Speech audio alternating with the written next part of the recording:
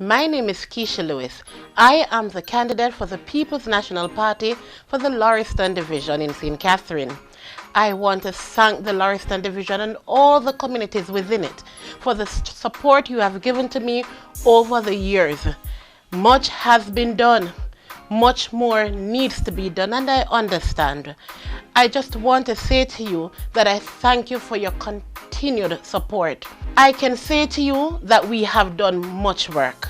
We have done remedial work to our roads, to our water supplies, and also to our community centers. But there's much more to be done. And that can only be achieved if we continue that partnership.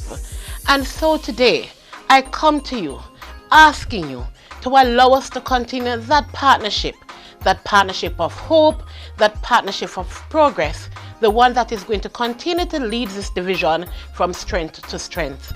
Going forward, we want to ensure that we keep our community crime-free. We have been doing an excellent job through our community groups and also our church groups. I thank you and I commend you. Vote for me, Keisha Lewis, on Monday, November 28, 2016.